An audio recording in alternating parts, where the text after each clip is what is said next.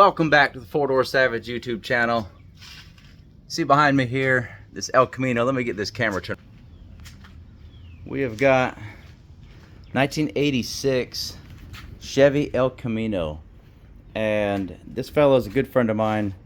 I've known him for quite some time, maybe 12, 15 years or so. And he has a tire company. This man sells tires like these right here.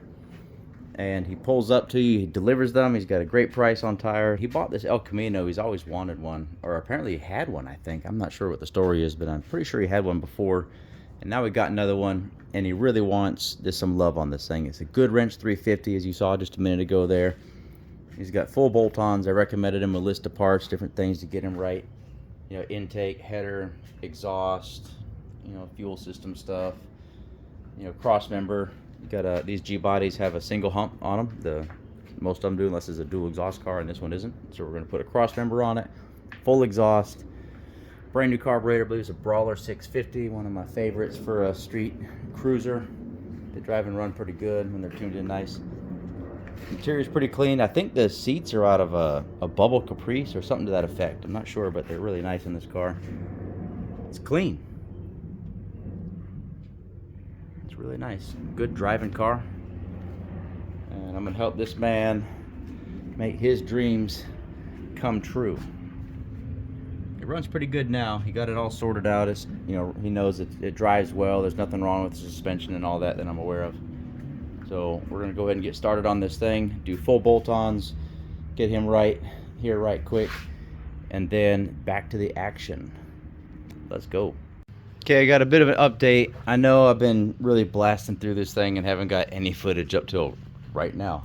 And so far, got the headers off, the crazy Y pipe off this thing, you know, pressure wash it up under the hood. You know, it still needs a lot more, but got the exhaust off this thing, the intake manifold, carburetor, all the crazy just emissions, wild, smog-laden bullcrap that comes with these. Cut a whole bunch of wires back. Pretty sure I got most of those right. Just kidding. I know I got all those right. That is all I left was the pertinent wires for, you know, left his air conditioning wires so he can go AC in the future and all that. You know, he's got everything for that, as well as all his gauges and sensors and stuff like that.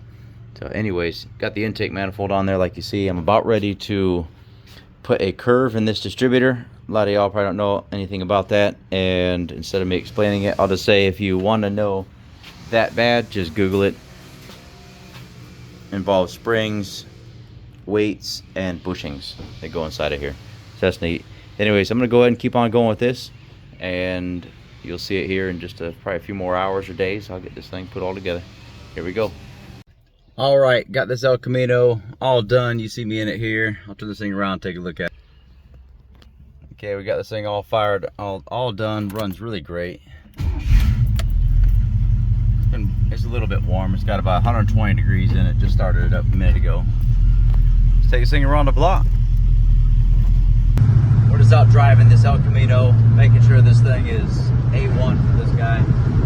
It's not about the power. It's really more about the reliability and the drivability, like how smooth it drives, how it performs in traffic, things like that. See, we're cruising along, and it really does run excellent. Good running car. Transmission shifts good. Makes good power, but again, it's not a race car, so it's just something to ride around in. Make sure it runs really nice for them. I think it might need a tiny bit of work on tip-in on the accelerator pump. Just right off of idle. Just a tiny bit of enrichment, but otherwise, this thing is A1. It runs great. I've been working on the shift points. I had them a little bit too high, and even now I could probably lower the shift points a little bit when we get back. But otherwise, I mean, this thing is just a fabulous running car.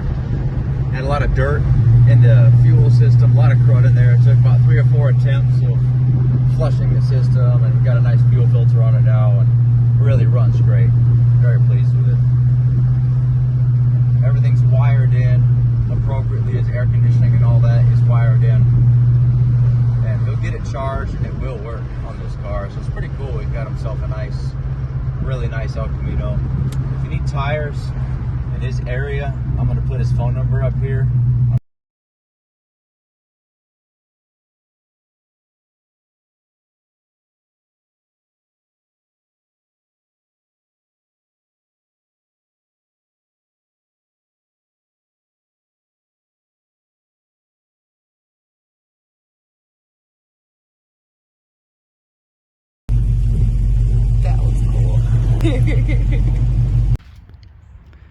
Sure, you can see the work that's been done, the differences on it.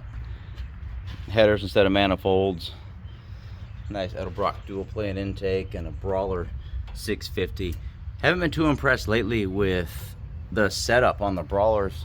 Their float levels have been really unusually high or low right out the box. Definitely need to pay attention to that on the Brawlers. First thing you do is check your float levels.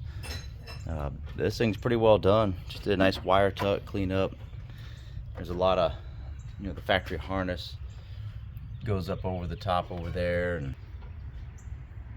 anyways, always get a draw through air cleaner lid. It really makes a difference. I've had that on the dyno. It makes anywhere between 3 and 6, 5-ish horsepower to the tires. You actually can see it. It definitely makes, and on a drop base air cleaner, the ones that go down over the carburetor, like this one, makes a bigger difference. If it's a flat base and that unit sits up higher, it doesn't, the higher it is, the less of an effect it has. But if it's a drop base air cleaner on a stock engine like this, it actually does make a difference, truly. But got them sorted out. New fuel pump, got some fuel filter on it, and AN lines, big log. This is a bleeder right here. What that does, it's crushed down, it's restricted. So now when this thing sits, when they sit, these carbureted cars, they get this thing called vapor lock. You might have heard of it if you're into carbureted cars. And vapor lock means it gets hot and it boils the fuel. And when it boils the fuel, the thing won't start because it's just sucking air fumes, not liquid, which is what it's meant to suck, is liquid, not liquid fumes from it. Anyways, this here lets all the fumes bleed out, go right back to the fuel tank through the factory evap tube over here. Goes down right there, and that gets rid of the vapor lock on these cars. This thing sounds pretty good. The exhaust fit really well. It's a Summit. Otherwise, this thing is great. I mean, runs fabulous, looks good. It's going to be a really nice car for him to deliver in.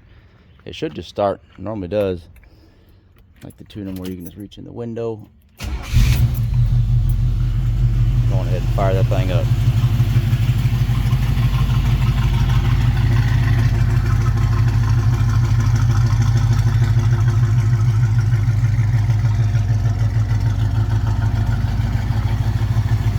If y'all need tires in his area, make sure you hit him up. JC Motorsports. Another one done. Remember, if you like this kind of thing, like, share, subscribe. See you on the next one.